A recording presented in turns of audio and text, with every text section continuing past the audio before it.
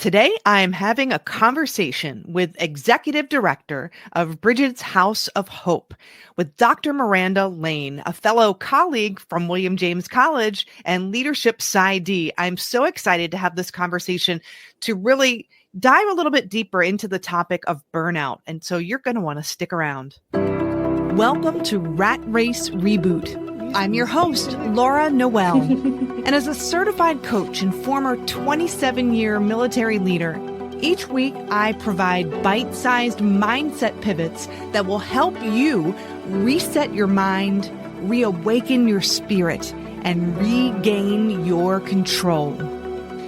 All right, everybody, welcome to another episode of Rat Race Reboot. As you know, if you've been following along with us on this journey, we have been hosting a number of podcasts around the topic of burnout, talking to different individuals who have experienced burnout, who've overcome burnout and seen the other side and transformed their lives, and leaders who are in the space of organizational psychology who are really making a difference out there in the world to help other leaders mitigate burnout and prevent it altogether.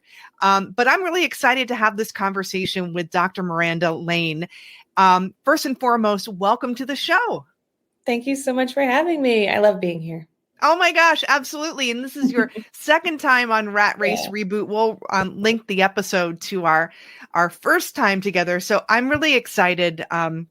And I think our conversation and your research, the work that you're doing is really going to round out this topic and bring it home, this idea of burnout. You know, so many of us have experienced burnout, particularly if we're in the space of organizational psychology. We've seen it somewhere, we've experienced it. And that's kind of a motivation for a lot of us to make a difference in organizations and in teams. But I'd love to hear your story, how you got here doing the work that you're doing and maybe a little bit of your experience with burnout. Yeah, absolutely. So my background is as a licensed clinical mental health counselor. So I have spent about 8 or 9 years now in the mental health field. And if you know anything about the mental health field, you know that burnout is rampant in any amount of human services. So I work often at the intersection of mental health, social work, human services, public health, victim advocacy, all of those pieces kind of combine. And now in my current role, we also included housing and housing rights in there. So lots of people working with a lot of really vulnerable populations were kind of set up for the burnout experience. Even the burnout construct, when it was originally developed, was kind of directed toward helping professions or professions in which, one person is helping another person, because there's a particular level of like emotional investment in those relationships and things like that. So I would be surprised. I don't think I have met a mental health counselor yet who has not experienced burnout in some form at some time in their life. So for me, I think that happened pretty early on, actually, in the first few years that I was working in the field. At the time, I think I went into a role that I wasn't totally prepared for, that kind of hooked me in with this idea of you're going to be the person who can turn this program around. You're the person that we need. And I had been in the field for a handful of years, and that was very enticing to be told that I could maybe be the person who helps create some change somewhere. But I really quickly fell into a pretty horrible space. I wasn't sleeping at all. I had trouble maintaining regular nutrition. I actually was exhibiting a lot of signs of disordered eating. I was exhausted all of the time. I would go home and to cope, I got really into coloring like mandalas and things because it Yeah. was kind of grounding and soothing, which is a like perfectly fine coping skill. But it got to the point where I was doing it so much to just try to cope with what I needed to come down from at work that I started like injuring my hand because I was so stressed and tense. And my family was concerned about me. They were worried that I was just too exhausted. I was on call all the time. And I like my phone would ring and I would start to cry. Just Oh really how it gosh. was, And now I think that that was largely just a function of that role in particular that needed to shift a bit. I wasn't the first person that burnt out on that role. I was the last person. We ended up shifting that program after me. And after a little while when we figured out it just wasn't sustainable and I moved into something else. But, I really felt at the end of my time there that I wasn't a full person anymore. I wasn't well. I felt like I needed to go to my doctor and talk about how I wasn't well because of that role specifically. Thankfully I had already been in therapy and I had that support throughout that whole time and after.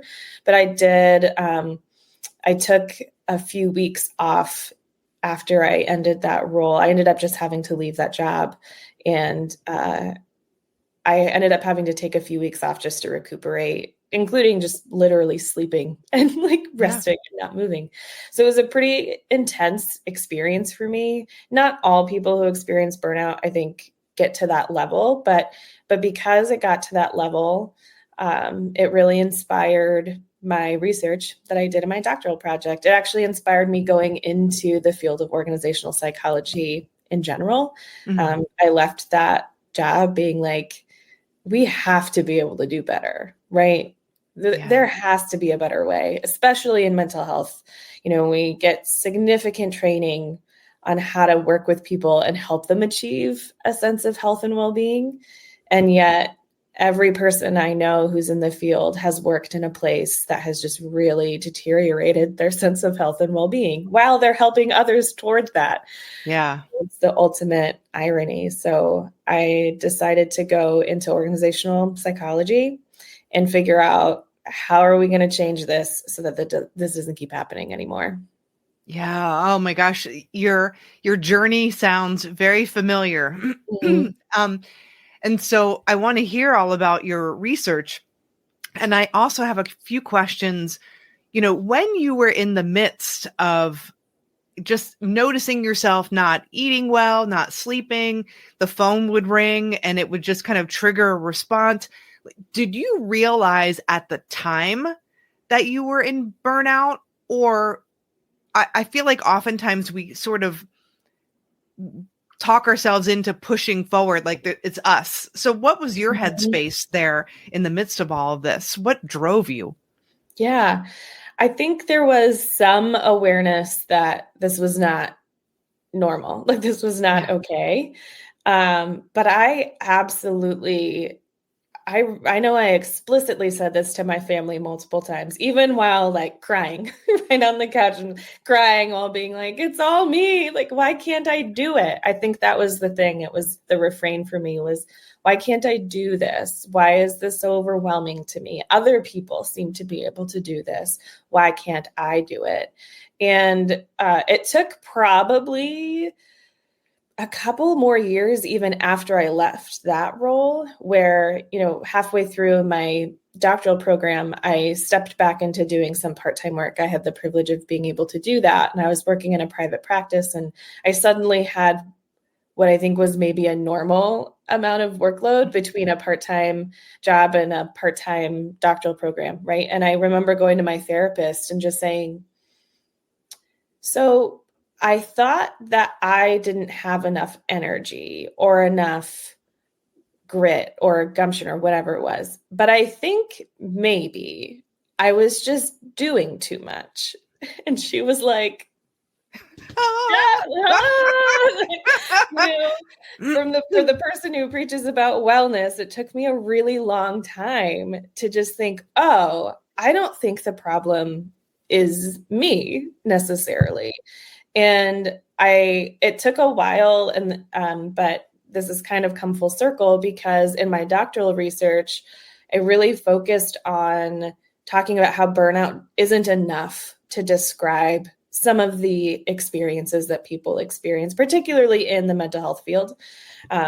That when burnout, I think there's something beyond burnout. There's maybe a more common level of job burnout. And then there's something that can happen that's not a little step, but a step above that, where burnout might be a symptom of it. And I called that thing institutional systemic trauma. And we can talk about that in a minute. But really the purpose of that was to say, burnout research, even against the will of really seminal burnout researchers who write about this,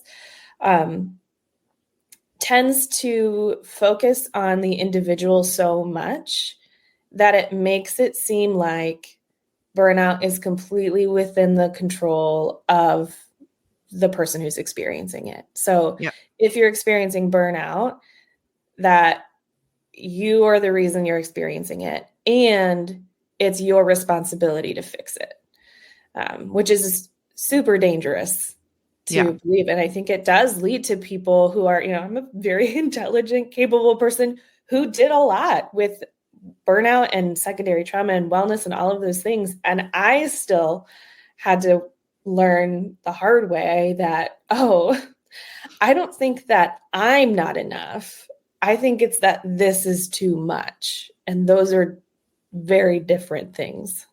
Yeah.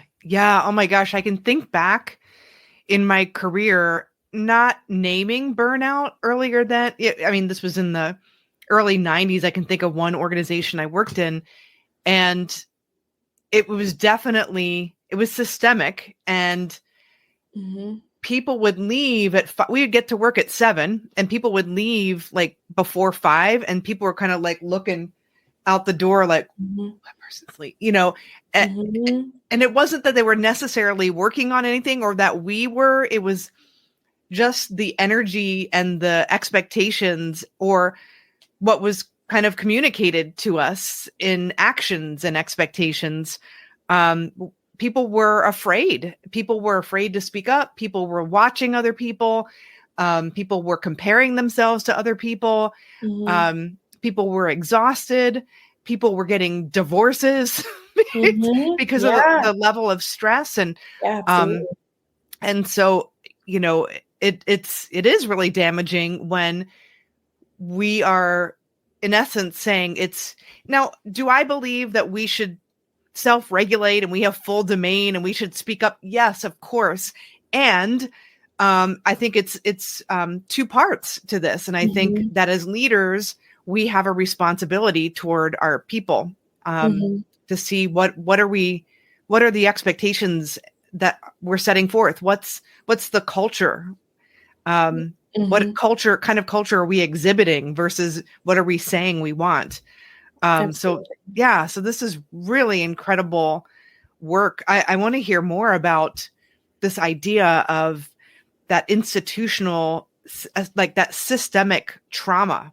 So actually what you just said at the end there was really kind of the setup for my, my research. So I studied what I called institutional systemic trauma and turnover in mental health. And I wanted to know, first of all, if those two things were related, because turnover is an enormous problem in the field of mental health. If you ask anyone on the street, I'm pretty sure they could tell you about the workforce crisis in the field of mental health. Now, the thing about that is that I have been a clinician, right, for almost 10 years. And I thought to myself, when we call something a crisis, that connotation is that it's a temporary period in which something is an emergency, right? The problem is that the field of mental health and social, like human services as a whole, has been experiencing a workforce crisis since the first organizations were developed. It's been a term since the 1950s. The explicit term workforce crisis emerged in the 1990s. My question was, can we really call it a crisis if it's existed the whole time? Or is it just a part of the system? at that point? At what point are we going to stop calling it a crisis and say, there's something going on that's endemic to this system? And so I think historically, the mental health field has pointed to burnout as kind of like the boogeyman behind the turnover problem. Yeah. And I think that is fair. It makes so much sense why you would look at that, because that's what people are reporting in large quantities, right? But I also think that, again, especially when we're looking at a collective, when an experience like burnout reaches the severity and prevalence that it does in the human services field, I think we're talking about something else. We can't be talking about an individual experience of exposure to organizational stressors or job stressors, which is essentially what burnout is, right? It's occupational stress over a long period of time. Mm-hmm. And some of the symptoms, so it made me think about, how do we talk about these things at a systemic or a collective level? If we're talking about mental health clinicians as a whole are more likely to experience burnout than some other non-helping professions. So I looked to some other theories that were already established to measure collective experience. So I looked at things like collective trauma and systemic trauma. I looked at historical trauma really extensively. There are a few researchers who have measured African-American historical trauma, Indigenous historical trauma, and even like Kurdish historical trauma. And I looked at those theories not to equate the experience of like me, this little, clinician in New Hampshire who's with the, systemic historical oppression of marginalized communities. It wasn't about equating experience. It was about, okay, these folks have been measuring collective experience for a long time. So what are they saying is important to look at? And they're looking at things like, they're looking at feelings. They're looking at anger, grief, loss, trust. They're looking at all of those things. And those are things that burnout as a construct doesn't really get to most of the time. Yeah. It's really focused on job factors. So I developed this construct that I called institutional systemic trauma to encapsulate that experience that like a group of professionals experiences as part of a system that is built in a way that takes advantage of them, and is kind of a norm, like that's the expected norm. And the other part of that theory is that it can potentially even be passed down through generations of workers through things like training and through collective narrative. So it got really interesting. I get a little bit nerdy about this stuff, but it's this really interesting piece around collective memory and how even if a trauma doesn't have a distinct date in history that it happened, the collective narrative about a harmful experience can become a social fact within a group. Mm-hmm. And then that social fact becomes part of what both keeps that group cohesive and what fragments it. So all at once, we're looking at mental health clinicians as an example. They might feel really cohesive as a group, like all clinicians have such a similar experience and we gain some kind of identity through that. And also like I'm all alone in what I'm experiencing, right? It's this really interesting dynamic. And so my research showed that this complex construct that I developed, and then I had to develop a scale for it, because if you develop a construct, you have to figure out how to measure it, right? That it is related. It's very strongly related to turnover. And the other piece of my work was looking at, if we structure leadership to be trauma informed, can it help moderate that relationship at all? Which it turns out that it didn't do it enough. It wasn't enough of a change. So for me, that told me that an individual leader cannot be held responsible for mitigating an experience that's systemic. We have to look at how do we as organizations and institutions set ourselves up to keep this from happening, or to prevent it to the best that we can, and to know when it's happening and call it the right thing. Like call it burnout when it's burnout and call it institutional trauma when it's institutional trauma. Wow. That's huge, because it's so easy to just label something as burnout, then take a hard look at what came to mind is if you're that leader and you're recognizing signs, to have that hard conversation and get the right people in the room to say, hey, I see you, I hear you, we need to fix this. This isn't burnout. This is deeper. This is something that collectively as an organization we're creating. Mm-hmm. What would need to be different? Like, I'm really curious to see what some of your recommendations would be in that regard, because, it's heavy. Yeah. It doesn't feel good. You know, No. I used the T word, trauma, really carefully, because I'm a trauma therapist. So I want to make sure that I'm honoring the weight of that word. And I also want to honor what I think is a real experience across, in this case, I really specifically measured mental health workers. And it has been, every time I've shared this research with mental health workers, I get messages about how validated and seen they feel. And, it's hard for people to talk about it, I think, in a way other than burnout, even when we're experiencing it, because we don't always have language for those things. Yeah. And when we are trying to talk about something that we don't quite have language for, we borrow language that we do know. And so for a really long time, clinicians have been told, oh, well, you're burnt out. And so they're like, oh yeah, it must be burnout, right? But actually, when we think about how the system is structured itself, we can really see these signs that this is an institutional problem. And that gets tricky because no institution or organization wants to feel like they're traumatizing their people, right? That's not necessarily what this is saying. It's more about, okay, we need to acknowledge that the way every system functions exactly the way it was set up to do. And so if we're going to own that, we need to look at how we're setting things up for clinicians. Because again, if all of your staff are burning out, that's probably not a staff problem. It's probably not that every single staff is not practicing good self-care.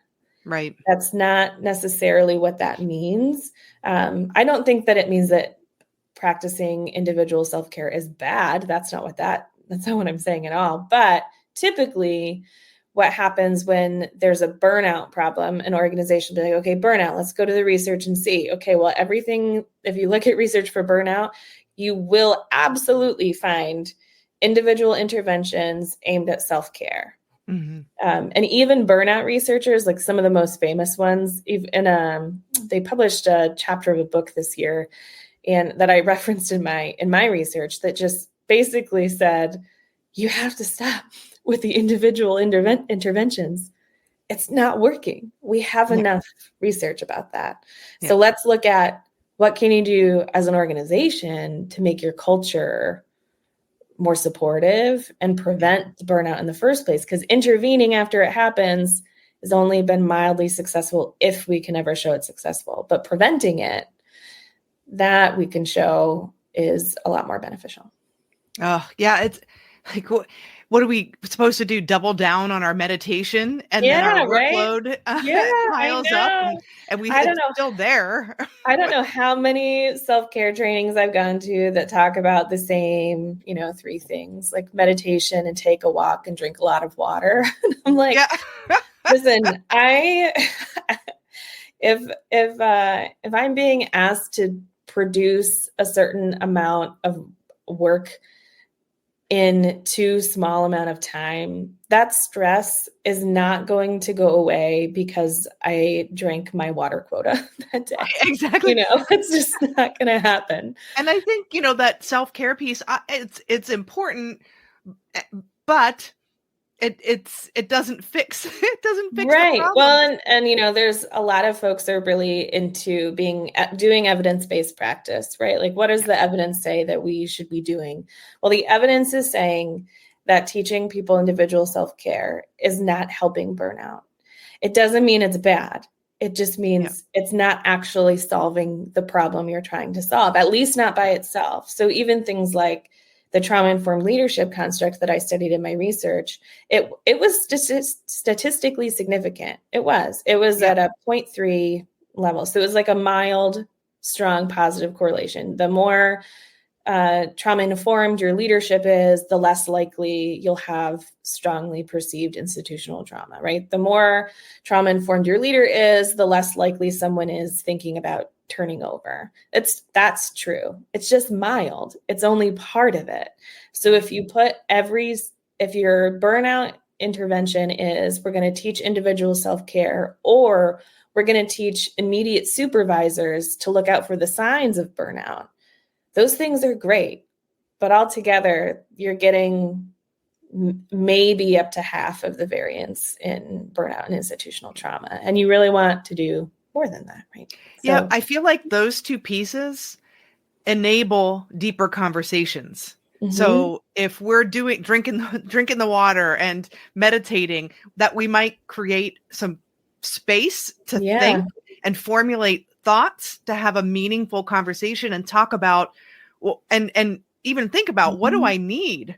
What do I even ask for? Like, if I'm on the hamster wheel, I don't have time. And then supervisors can recognize it. But there has to be a conversation. Mm-hmm. Yeah, I read a book called Real Self-Care by Dr. Pooja Lakshmi, and I highly recommend. And she talks about how, it's not all bubble baths and getting your nails done. Like, self-care is not that. It's things like, are you setting good boundaries for yourself? Are you able to voice what you need? And those things, they are very individual practices, right? It's something that I have to reflect on. Am I setting good boundaries? Am I saying no? Am I saying whatever? Or just, am I aware of what's going on, so that at work, when my supervisor asks me how I'm doing, I can say something like, I'm feeling really, really overwhelmed. And I think it might be because I'm saying yes to too many things. And if we want me to be focused in this area, then I have to take some things off of my plate in this other area. And I don't know how to do that.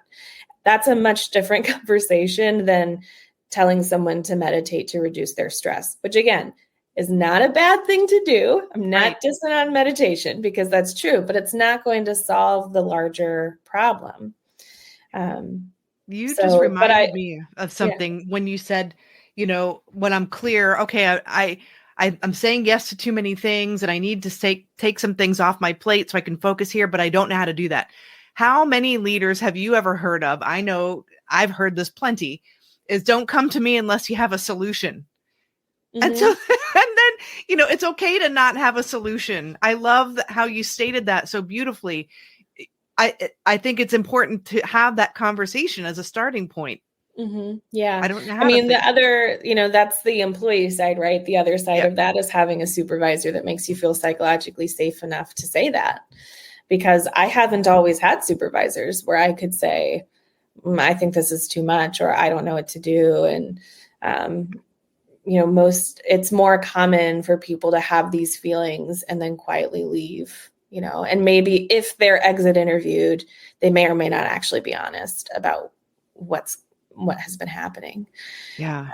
So both of those sides of that coin, the supervisor and the employee, is so important. But again, I love to focus on the organization as a whole, because if you don't have a good culture, you're only going to be so successful. You're only going to be successful in the places where you have an individual supervisor who just really gets it and has a great relationship with their employees, because that happens. You can have an organization in general that's kind of like not really up on its wellness stuff, but there might be, maybe your individual supervisor is really great.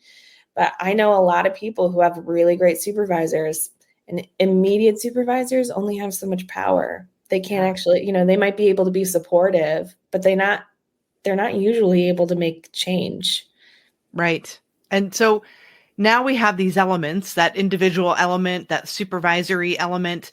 Then how do we start to move it up to the system? How do we start to create change there?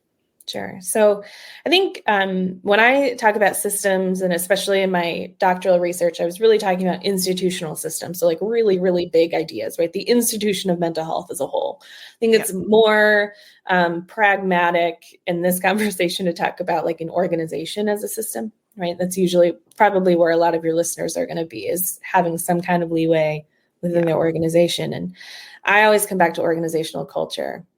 Like I just did an interview for a couple of students at the University of New Hampshire. They were asking me something for a paper they were writing. And they asked me, if money wasn't an object, and we're a nonprofit, so that's a tempting question, right? Yeah. If money was no object, what would you do? And I said, there's that part of me that wants to say like, oh, we would expand our programming and we would add these things on. But I don't think I would actually say that in reality, because I need to make sure that my culture's right before I grow anything, right? I could have all the money in the world and add things here and add things there, but if I don't have a foundation, it's all going to crumble eventually. And then I'm the big boss, so it's going to be my fault. So, Yeah. So I have done some work around how do organizations determine that they're ready for this. Like sometimes people will hear me talk about burnout, or even about the kind of work that we do at the nonprofit I work for. And they'll be like, okay, what can we do? What can we do? What do we need to do next? Like, whoa, before we take an action step, before we add a new program or like send out a new meditation app or add a new health benefit or whatever it is that we're going to do, first we need to figure out, are we even ready to have this conversation? Is our organization at a place where this is going to be received? And so I use the analogy of like a home inspection. Yeah. That feels like something people are familiar with, right? So like you want to make sure you have that good foundation of one of the biggest pieces for me in that foundation. There's a couple of pieces. One of them being, is it already a part of your organizational values and mission to have well-being for your employees, not just the people you're serving, but your employees? I come from human services, right? So we're always looking at people we're serving, but do you have that already baked in to your mission, vision, values? Is that a part of that conversation? And I also want to know, if you were to decide to add something, if you're going to do some kind of initiative around wellness and you're going to tell people, we're going to change our organization to help you prevent burnout, are your employees going to believe you? Because most of the time, at least in the mental health field, there's been such a breakdown of social trust in organizations and institutions that the answer to that question is no, they won't believe you. And if you don't have their trust, you can send out every meditation app and you can let them know that they can have a gym membership reimbursed, and they're just not going to take it as a meaningful attempt to care for them. Yeah. It's like, okay, do these things on your own time. Right? It is. There you go. There's this, for a little while, and this still comes up a little bit, but there was a push by some people to make burnout a clinical diagnosis so that people could go to a therapist and say, I'm experiencing burnout and I need to have treatment for that. And then essentially, so insurance would reimburse that, right? Yeah. Now, one of the things that I do align with the burnout researchers who wrote about this, mostly Maslow, is when we do things like that, we're implying that the locus of the problem of burnout is within that individual, and that the locus of responsibility for burnout is in that individual, which sounds a whole lot like blaming the victim. It sounds a whole lot like, if you're experiencing burnout, that's on you for not having better self-care, better boundaries, whatever. And so what we need to do is get you to be able to handle it better. And I think that narrative has been so prevalent that, again, if an organization asks, like, will our employees believe that we are genuine when we say that we want to change this? That's why I don't know that answer is going to be yes for a lot of organizations. And if you are one of those, then you're fantastic. And I love that you're already a step ahead. Yeah. So building that trust and having that conversation first and foremost. You had me thinking about, and there's nothing wrong with wearing Fitbits and all that stuff. I'm not knocking it, but like wear this device and we're going to track your activity because that's the problem. Oh, Laura, you're going to open a whole can of worms if we talk about actually what organizations put in their wellness programs. I have a lot of beefs with our over focus on physical wellness and all of the biases that we hold around those. Some of that stuff is included in that like readiness inspection I was talking about.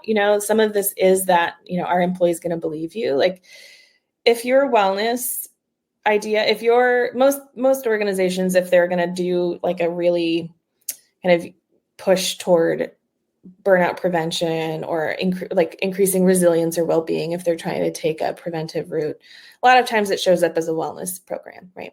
Yeah. Wellness programs usually really focus on physical well-being. They also are adding emotional well-being. So I will add that. I mentioned though, pushing out another meditation app, because 9 times out of 10, if an organization is adding emotional well-being to their program kit, it's gonna be an app about meditation. I just don't know that that's always the number one answer when we're talking about emotional wellness, but it's going to be things like reimbursement for gym memberships. We'll buy you a Fitbit. We'll buy you a Peloton, heck, whatever it is. And I just think, okay. So if all of your wellness initiatives are about nutrition, which usually is a facade for a diet, or physical activity, which is really eliminates the perspective of folks with different physical abilities, or, if it's focused on like getting healthy and like, let's move and lose weight, and that is not going to make your folks who live in larger bodies feel like they're welcome. There's a lot of things that go into those kinds of programming, that kind of programming that can actually be really off-putting and can say something to your employees about what you care about as an organization. Not to mention, if it just really weirds me out when like bosses can have access to information about your physical health. It's just is like, that's that bizarre. Is not a place that my supervisor needs to be. No. Versus, like how can we create a culture where it's psychologically safe to communicate and to see where there's redundancies and where we could support one another, where we can ask for support, where we're looking at the impact we have on other people is a priority, where it's okay to speak up if we're overwhelmed or overworked. We can, and like where we are already taking action for things that we already know people have told us, right? So there's sometimes even a lot of pressure, I think, on individuals to be like, oh, we want you to tell us when something's wrong.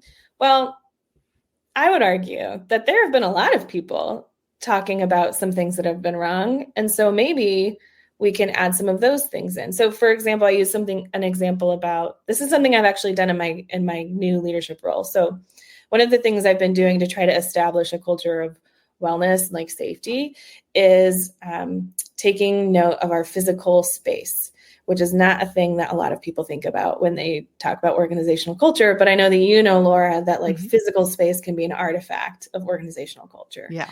And so sometimes there's not a whole lot you can do about your physical space. Like you have what you have, especially if you're coming in to an organization that already exists. And we're a nonprofit. So like we really have what we have. There's only so much, right?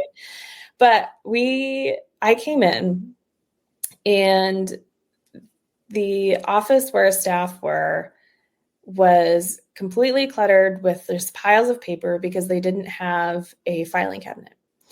They were working on desks that had clearly been like at the bottom of the donation pile that were all scraped up and like the drawers didn't open. I sat down in one of the computer chairs and it just slowly sunk down, oh, right? My goodness. Sit. And I just thought, what does this communicate about what matters here, And not even that it was anyone's fault who came before me. That's not what I'm saying. It's not about someone being a bad boss or that the organization doesn't care. It's if someone new were to come in, what would they think their value is in this place. So one of the first things that I did, and I probably bothered my board with how much I talked about it, was like, we're buying new desks. We're buying chairs that stay where they're supposed to be when you sit in them. And we're buying chairs that can accommodate people of any body size. We're buying desks that can be adjusted if someone is sitting in a chair versus if they need to stand because they experience back pain versus if they need to sit because they're in a wheelchair, but it needs to be higher than it typically would be for, a standard chair. So I spent so long looking at basic things like, which chairs am I going to order for this office? But it's because they communicate things like that to people who come in. And if someone has to make an accommodation for themselves automatically, I just want to be aware of what that is. Like, can I make that accommodation first so that they can have the experience of, oh, someone else thought about that for me before I got here? Because that's a really beautiful experience for someone, as opposed to like, oh yeah, now I have to go to the boss and ask for something else. Like, if I can try to anticipate something, and take that cognitive and emotional load off of them, that immediately adds to their wellness. That's also why I did things like invested in our Wi-Fi, because I don't know if you've ever worked on bad Wi-Fi. But I'm thinking our organization provides services to survivors of human trafficking. Okay, that's a very stressful job. I would not want to go meet with someone who's in a very vulnerable state, potentially in a sense of crisis. We're usually working with state systems that are not made for anyone to go through well. And then they come back to the office and they sit in their chair that sinks down to the ground and they try to get on the state website and the Wi-Fi doesn't work. Yeah, horrible. That's going to lead to some frustration, which over time is going to build up and can lead to an overarching sense of frustration and not feeling seen or heard. That stuff can lead to burnout. So, there are some things with physical space you can do to make sure that your organization's set up well. And then there are things that I do relationally to set it up as well. So, being really transparent in our hiring process. For example, we're in a period with our organization that's full of a lot of transformation, which is exciting for me because I love that stuff, right? And I'm making sure that when I hire someone, that I'm really clear about what that might mean for them so that they can be clear on, is this a good fit for me right now? Because some people, like me, look at transformation and the ambiguity that comes with that. And we get really excited because we get to be creative and we get to make stuff. And other people are like, ambiguity is not my friend. And that would not be a good fit for me. I wouldn't want to bring someone in who didn't know that was going to be a stress and felt like, oh God, now we don't know how we're going to do this. And now I have to figure it out. And what if I do it wrong? And all of those things, right? So I'm really clear about what kind of a environment they're coming into. I ask a lot about their values and if they're going to be a good fit, as well as making sure that we have some folks with different kinds of lived experiences that can be really powerful strengths when you're working in this field. And they can lead to some vulnerabilities. And so then it's about setting up an expectation with each other of, I'm going to want to check in with you around this in the future because we know that will matter. So how are we going to do that? Like, how can I do that in a way that feels okay for you? How often should I do that? I don't want to bug you. I don't want to do it every single time we meet if that's going to bother you, but I also don't want to do it once a year at your annual review, So negotiating some of that stuff with people directly and just setting up that you can come talk to me because I'm already bringing up the things that might be hard or that I might just want to talk to you about that will make both of us feel like we're human beings who can have an exchange. Hey, Luna. Hi, Luna. It's like when and this, I know this isn't all the things, but these are some things that people can start with. We have that awareness as an individual to know what we want and need. We have that awareness of leadership, when to spot things. we can set up our space in a way that doesn't send the message, we do more with less and you've got to fix your own problems. No, we're doing this, this is, I think that's a really beautiful thing, and some things that not everybody who will be listening today to this episode would think of. So these are some really practical things that you can start to do and be aware of. Yeah.